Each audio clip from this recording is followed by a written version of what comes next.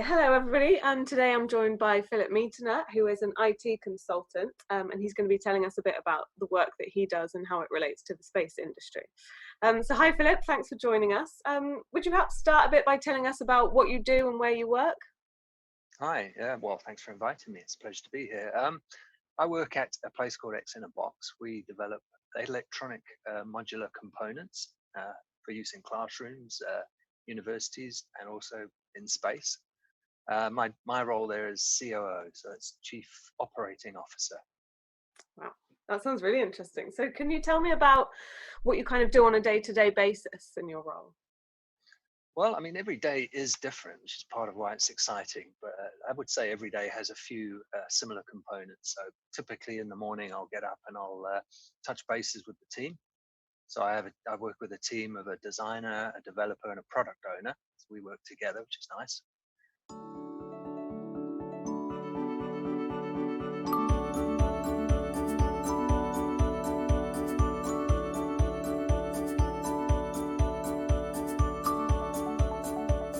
Anything in particular that inspired you to pursue this career, or did you just kind of find your feet randomly, or was it a specific path that you followed? Oh, it's been a long and windy path. Hopefully, I can tell you that. I mean, I started getting interested in IT when I was 11 years old, which is back in the 1980s. I was fortunate enough to get a computer, and I really loved it, and I started programming it, and I pretty much haven't stopped doing that ever since. Now that isn't really my career path, or at least that wasn't originally. So when I first started working, I was teaching, and my interest in IT was purely a hobby, but the two threads merged over my lifetime, and so IT is now very much part of what I do on a day-to-day basis. But I came into it rather than choosing it. It was a hobby and it was fun, and I was fortunate enough at some point in my career for that hobby to really become my day-to-day job. Yeah, and I think obviously that's kind of everybody's dream, is to make money or have a career out of something that they really enjoy.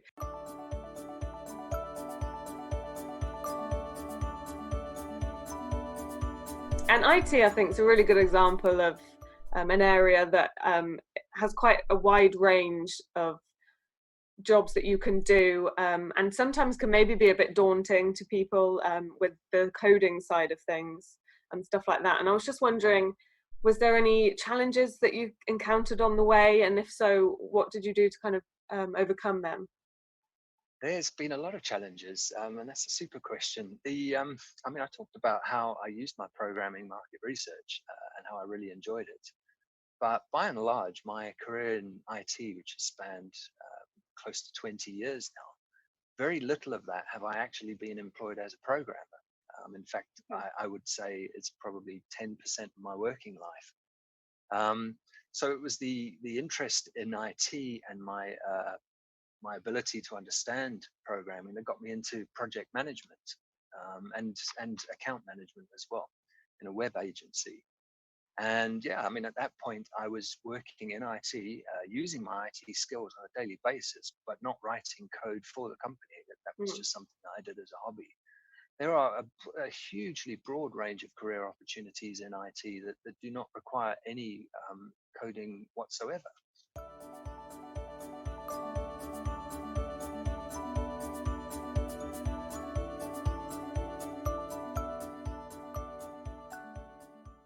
Um, so what is perhaps your favorite part of your job?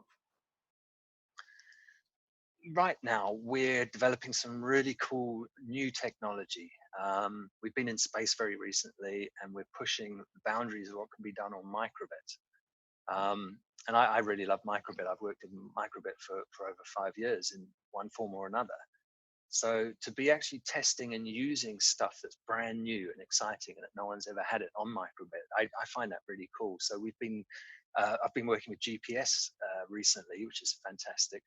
We've developed a new system for saving data from a microbit onto a micro USB card, which is it's really exciting Mm. for those of us in the business.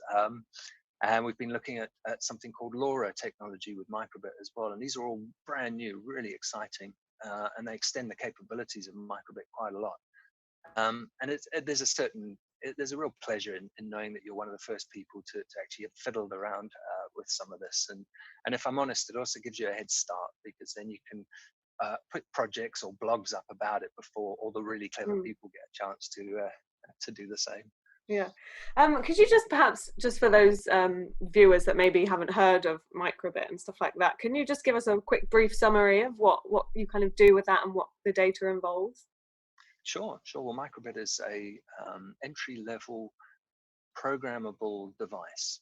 It's kind of a computer, but it isn't. I have one on my desk here. If you allow me to divert my attention for a second. Show and tell now. I always have a lot of technology right at hand.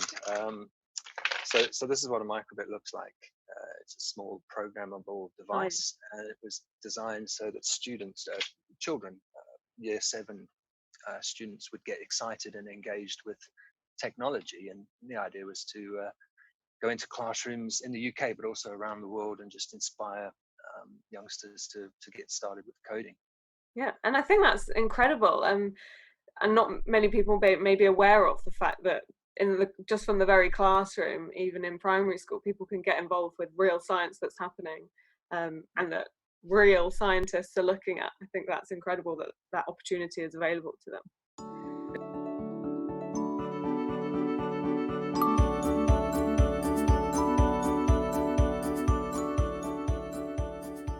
So that was going to be, what do you see as an important character trait of somebody that does a job like you do? I like to think of myself as being very pragmatic. And obviously that's the opposite of dogmatic. Now, when you're dogmatic, you will always approach a problem or situation with the same set of rules, and you will try and solve those problems in the same way.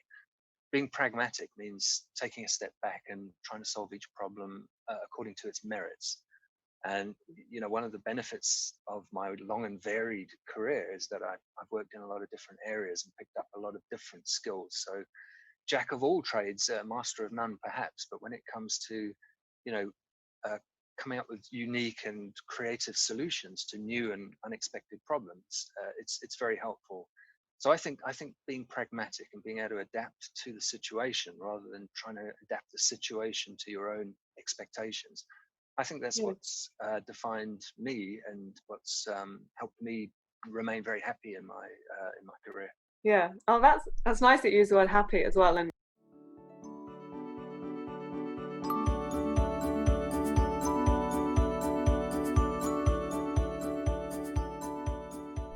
so did you have a role model growing up? You spoke a bit there about your brother, and I wonder if, from being in a big family, was anyone in your family did you look up to as a role model, or perhaps just someone more famous or more in the public eye? Well, I think my father always had a superb work ethic, and my mother's a lovely person. So I mean, I was always inspired by them.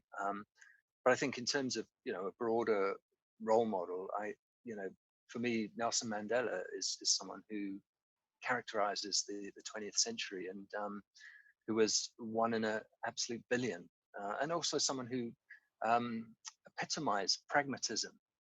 He was well, I think we all know the story of Nelson Mandela, but I lived in South Africa at the time when he was released and he became president.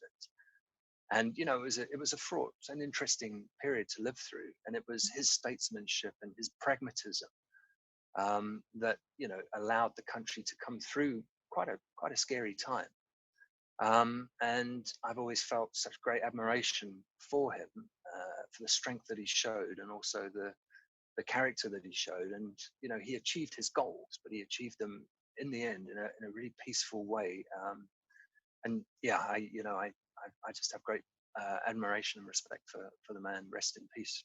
Yeah, I think that's a very good example, and a nice way to look at how people approach things and stuff. A different.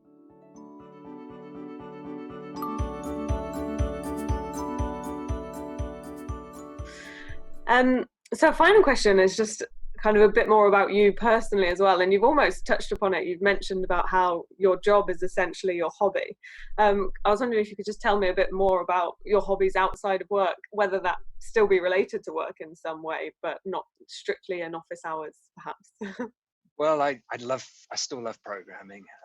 So in winter months, you'll find me, when I'm not working for actual work on a programming project of some kind.